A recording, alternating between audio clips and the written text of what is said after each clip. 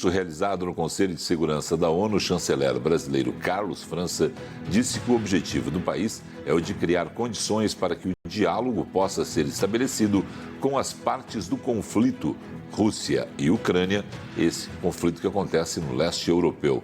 Mais informações e análise desse discurso com Jamil Chad, ao vivo da Suíça. Jamil, boa noite para você. Boa noite, Felipe. Boa noite a todos. Olha, antes de mais nada, foi uma reunião extremamente tensa, essa do Conselho de Segurança. Imagina um dia depois daquela declaração bastante polêmica de Vladimir Putin, fazendo uma ameaça velada, uma ameaça nuclear, chamando 300 mil novos soldados e, claro, indicando que pode anexar partes da Ucrânia. Bom, aí vem justamente o Conselho de Segurança e você tem Estados Unidos, Reino Unido e França atacando de uma forma muito clara o governo russo. Lavrov, chanceler russo, foi à reunião, falou e Felipe deixou a sala, ou seja, não quis sequer ouvir os demais países. E aí vem a posição do Brasil.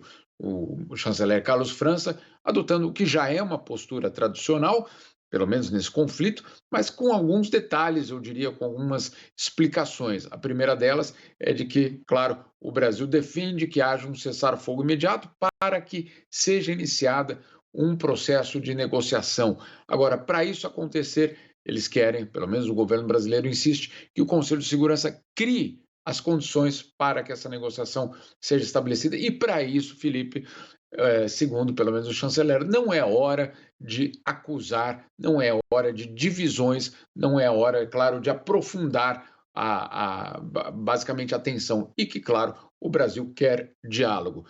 O Brasil, em todo o discurso, Felipe, não citou uma só vez a palavra Rússia, para você ter uma ideia. Não citou, obviamente, nem condenou nem a agressão, nem a invasão e nem mesmo, claro, essas últimas ameaças de Vladimir Putin.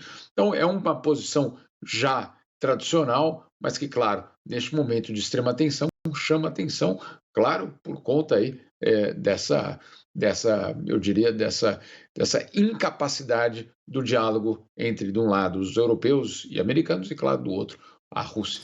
Como a Rússia tem o poder de veto, né? Os integrantes permanentes do Conselho têm poder de veto, tem alguma perspectiva de chegar em algum lugar, um encontro como esse? Lavrov sai, mas se colocar em votação, tem um representante da Rússia lá que vai dizer, sou contra. Né? Vai ter alguém lá, até porque o Lavrov não é aquele que tem o assento no Conselho. Quem representa a Rússia no Conselho é um chanceler do país, é uma outra pessoa, né, do russo. Né? Porque o impasse é esse, um voto acaba a unanimidade, as decisões têm que ser por unanimidade, Jamil. Felipe, por isso que essa guerra, pelo Conselho de Segurança, não consegue chegar a lugar algum, porque você tem, obviamente, um bloqueio por parte da Rússia. Não é só essa guerra. A guerra na Síria, que tem um histórico já de uma década, não consegue justamente ser lidada pelo Conselho de Segurança, porque também, num caso muito específico, Rússia de um lado, Estados Unidos de outro, bloqueiam qualquer tipo de resolução. Nesta reunião, não haverá uma resolução propriamente. Era para ter um diálogo. E aí o que muita gente alertou é que, claro, Felipe, não é nem uma questão ainda de negociar uma resolução, é simplesmente estar na mesma sala para dialogar. E nem isso hoje foi possível. Então, claro, o próprio secretário-geral da ONU é muito pessimista em relação a qualquer perspectiva de um cessar-fogo. E, claro, de outro lado, americanos, ingleses e franceses atacando, denunciando e colocando muita pressão, deixando muito claro que não vão ceder a justamente essa ofensiva, pelo menos retórica, de Vladimir Putin. Não é um momento bom para a segurança mundial, não é um momento bom para a própria ONU, eu diria, Felipe. Para que a gente seja bem popular, assim, e coloque, porque esse é um assunto sempre complexo, você estuda o assunto, você está muito próximo, você tem as suas relações, está todo dia, né, conversando com os integrantes da ONU.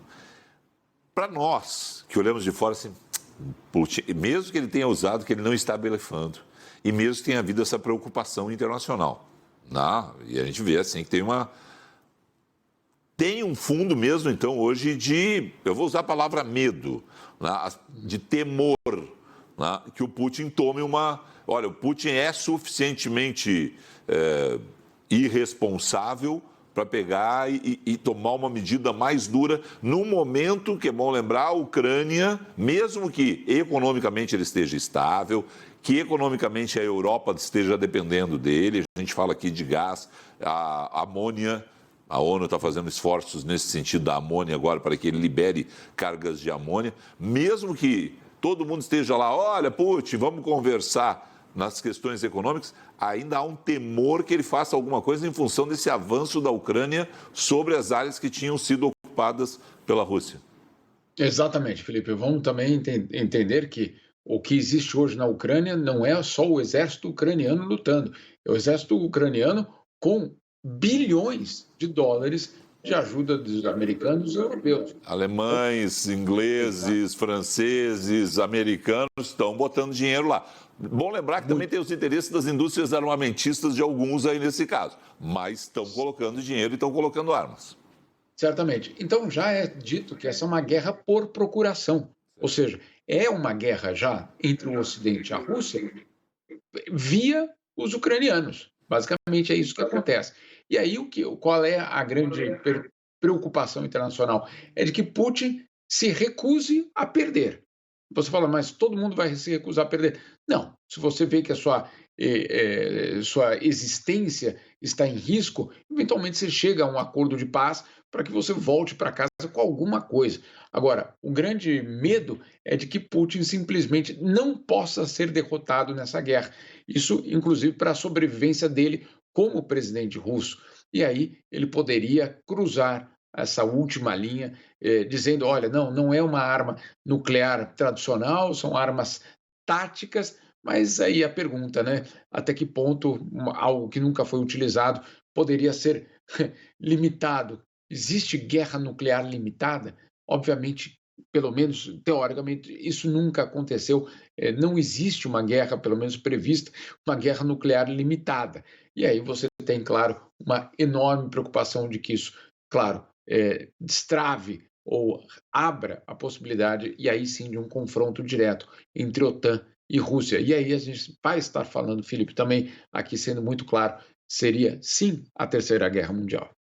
O Stoltenberg, na entrevista que concedeu para a Reuters em Nova York, foi cheio de cuidados, mas você via no rosto dele um clima de tensão. Você via assim, as palavras, ele procurando as palavras corretas. Ele não queria botar literalmente lenha na fogueira, mas ele estava preocupado com esse nível de tensão crescendo. E aí, você ter uma OTAN que vai ter que tomar uma atitude em um determinado momento. Vai, e isso é a grande preocupação. E esse momento pode estar chegando logo, Felipe. Por quê? Porque a Rússia, desde o início da guerra, disse o seguinte: nós só vamos utilizar essas armas se o nosso território for ameaçado. Muito bem, o que é que vai acontecer no fim de semana? Um referendo na Ucrânia, pelo menos nessas áreas, para que essas áreas sejam anexadas à Rússia. Ou seja, de repente, a partir de segunda-feira, Felipe, essas áreas farão parte do território russo. Aí, se a Ucrânia, se o Zelensky quiser recuperar aquela área, os russos vão dizer: opa, estão atacando o nosso território. Né? Essa é a pegada, essa é a encruzilhada. Inverte. Exatamente.